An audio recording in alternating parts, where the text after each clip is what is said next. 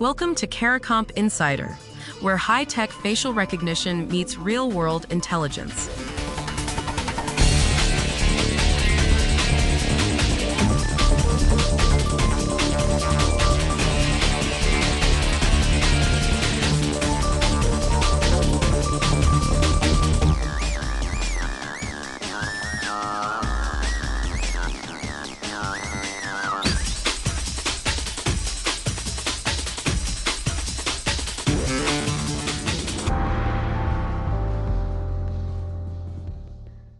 A new market report projects deepfake detection will grow from about $600 million this year to more than $15 billion by 2035.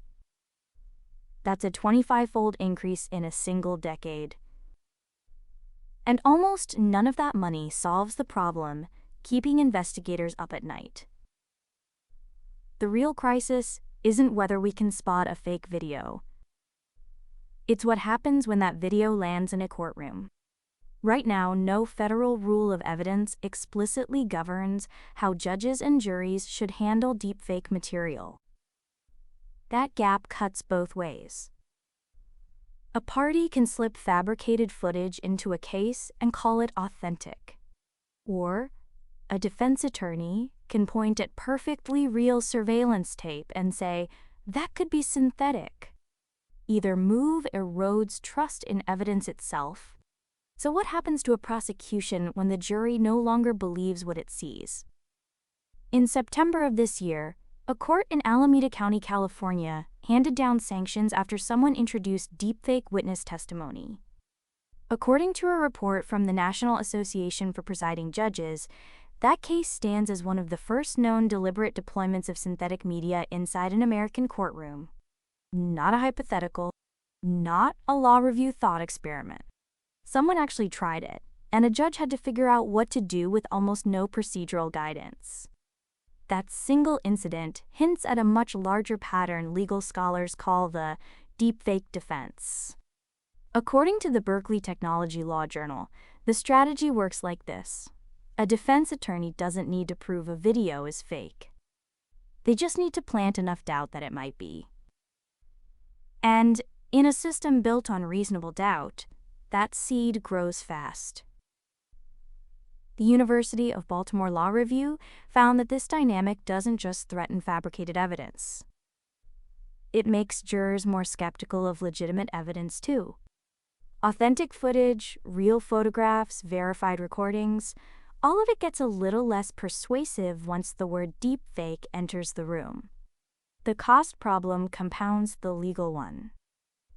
Proving a piece of media is genuine now requires expensive forensic experts who can testify about metadata, compression artifacts, and chain of custody.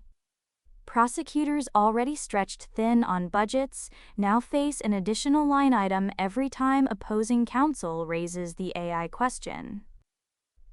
That's not a burden big city DA offices will absorb easily. For smaller jurisdictions, it could be impossible. Some lawmakers want to fix this. According to the Illinois State Bar Association, proposed amendments to Federal Rule of Evidence 901 would add a new subsection, 901C, specifically addressing media challenged as AI-generated. The change would shift the burden. Instead of the opposing side having to prove something is fake, the party offering the evidence would have to affirmatively prove it's real. That sounds reasonable until you realize it hands every defense attorney a free objection on every piece of digital media in every case. Meanwhile, the detection industry keeps building tools aimed at social media platforms and content moderation. Useful work, no question. But platform-level screening and courtroom-level authentication are two completely different problems. A confidence score that flags a video on social media doesn't survive cross-examination under Dauber standards. The $15 billion detection market is racing to catch fakes before they spread online. The courtroom needs something different. documented workflows, metadata validation, and forensic reporting that can withstand a challenge from a skilled attorney. The industry is building a better net, while the courthouse door hangs wide open. So, a massive wave of money is flooding into tools that spot deepfakes on the internet. Almost none of it addresses the courtroom, where there are still no uniform rules for handling synthetic media as evidence. That gap lets bad actors sneak fakes in and lets defense attorneys cast doubt on real footage, and both outcomes corrode the justice system. Watch for movement on Rule 901C. If those amendments pass, every investigator who touches digital evidence will need a forensic authentication workflow that didn't exist 2 years ago. The full story's in the description if you want the deep dive.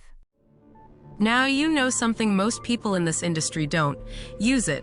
And when you're ready to put it to work, caracomp.com. We'll see you tomorrow.